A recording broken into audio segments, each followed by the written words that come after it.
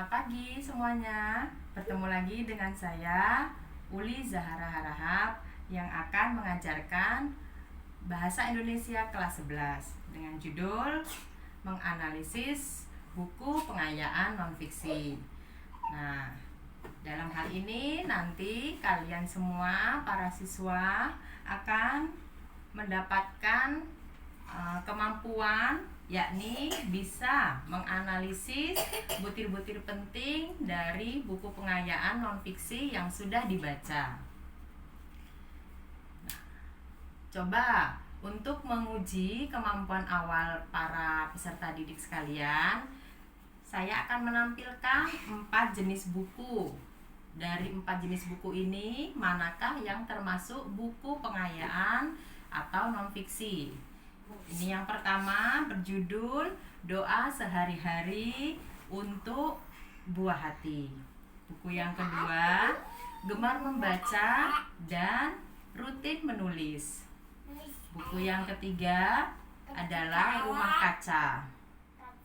Dan yang keempat adalah Bercocok Tanam Secara Hidroponik. Nah, dari keempat buku ini, manakah yang termasuk buku pengayaan atau non-fiksi? Yo, yang mana? Ya, tepat sekali. Buku yang termasuk dalam pengayaan atau non-fiksi adalah buku yang pertama, yaitu Doa Sehari-hari untuk Buah Hati. Buku yang kedua juga termasuk buku non-fiksi karena bercerita tentang kemampuan membaca dan menulis. Dan buku yang keempat, yakni Bercocok Tanam Secara Hidroponik. Ya. Sampai di situ saya rasa teman-teman sekalian, para peserta didik paham ya tentang buku non-fiksi, jenis-jenisnya. Kita lanjutkan ya. Materi berikutnya adalah di sini saya akan memberikan wawasan sedikit tentang satu, pengertian buku non-fiksi, yang kedua teknik ya, buku non-fiksi, membaca buku non-fiksi, yang keempat jenis-jenis buku non-fiksi, dan yang terakhir adalah butir-butir yang terkandung dalam buku non-fiksi. Yang pertama, di sini disampaikan bahwa buku non-fiksi itu mengandung pengertian buku yang dibuat berdasarkan fakta dan kenyataan, ya. Oleh karena itu buku non-fiksi itu bukan sebuah buku rekaan, ya, tetapi ini berdasarkan kenyataan, situasi yang terjadi di kehidupan sehari-hari, ya. Yang kedua, teknik membaca buku non-fiksi yang baik. Dalam hal ini saya memberikan satu contoh teknik membaca buku non-fiksi adalah SQ3R. Apa SQ3R itu nanti akan saya sampaikan di tahapan berikutnya. Materi kita yang ketiga adalah jenis-jenis buku non-fiksi. Buku-buku jenis non-fiksi ada mengandung 3 hal ya. Jenis buku non-fiksi itu adalah yang pertama pengetahuan, yang kedua adalah buku keterampilan, dan yang ketiga adalah jenis buku kepribadian ya. Tentang pengertian dan ciri-cirinya bisa nanti saya sampaikan di tahapan berikutnya. Dan yang keempat adalah butir-butir penting ya. Dalam hal ini yang terkandung dalam buku non-fiksi, butir-butir pentingnya ada 4. Yang pertama adalah identitas buku ya. Apa itu identitas buku nanti akan saya sampaikan pengertiannya. Lalu harus mengandung tujuan penulis dalam menulis buku. Yang keempat adalah mengandung manfaat penulisan buku, dan yang terakhir adalah ringkasan isi buku ya. Sekarang kita membahas tentang teknik membaca buku pengayaan.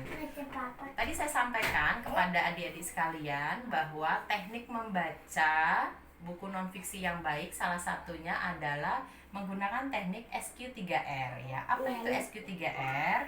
SQ3R adalah singkatan dari survey, question, read, recite, and review ya.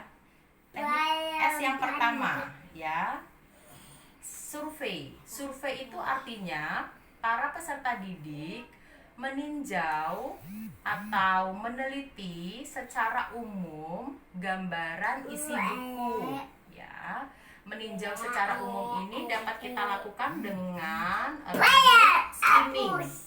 Skimming artinya membaca cepat. Membaca cepat apa saja yang ada di dalam buku. Bisa saja halaman isi buku, bisa kata pengantar, bisa daftar isi, bisa glosarium misalkan ada, indeks juga bisa ya. Hal itu semua dilakukan secara cepat ya, tidak membutuhkan waktu yang lama ya, karena kita hanya mensurvei secara umum isi buku ya. Tahapan yang kedua adalah question. Question kalau dalam bahasa Indonesia artinya pertanyaan. Dalam hal ini berarti kita selaku pembaca membuat pertanyaan ya, pertanyaan-pertanyaan yang nantinya jawabannya bisa kita temukan setelah melakukan proses membaca ya. Hal ini perlu kita lakukan agar kita memiliki rangsangan awal terhadap membaca ya, terhadap keinginan untuk membaca ya, keingintahuan terhadap isi buku itu harus kita kita harus adakan ya, kita harus perlu ada ya. Yang ketiga adalah read. Nah, ini adalah tahapan utama dalam SQ3R ya, ini membaca. Membaca di sini tidak hanya membaca secara kosong ya adik-adik, tetapi juga harus memahami isi buku ya, memahami isi buku. Nah, berarti kita bagaimana? Nah, kita harus melakukan membaca secara sungguh-sungguh ya. Kalau dalam istilahnya adalah kita harus melakukan fleksibilitas membaca ya. Yang keempat adalah recite ya. Recite di sini artinya menceritakan kembali ya. Menceritakan kembali hasil bacaan yang sudah kita lakukan di tahap sebelumnya. Menceritakan kembali di sini bisa kita lakukan dengan membuat ringkasan atau ikhtisar ya. Ikhtisar ini bisa kita buat dalam bahasa kita sendiri ya, juga kita membuatnya dalam bentuk yang singkat, padat, dan jelas ya. Selain itu, riset juga dapat kita wujudkan dalam bentuk peta pikiran ya. Kita bisa membuat dalam bentuk peta pikiran ya. Dan terakhir adalah review ya. Review itu artinya kita meninjau kembali ya, dari proses membaca dan ikhtisar yang sudah kita buat tadi, apakah sudah mengandung butir-butir penting dari buku pengayaan non-fiksi. Teruskan saja ya. Nah, di sini saya sampaikan jenis buku non-fiksi ya. Di dalam buku pengayaan kita menemukan 3 jenis buku non-fiksi ya. Terus saja. Yang pertama adalah pengetahuan ya. Jenis buku non-fiksi yang pertama adalah pengetahuan. Dia memiliki ciri-ciri adalah mengandung faktual ya, dia bersifat kenyataan. Yang kedua adalah mengandung bidang ilmu tertentu ya. Yang ketiga adalah gaya penulisannya bersifat populer ya. Yang keempat adalah dia mengandung gambar-gambar ya, ilustrasi gambar yang untuk bersifat mendukung informasi.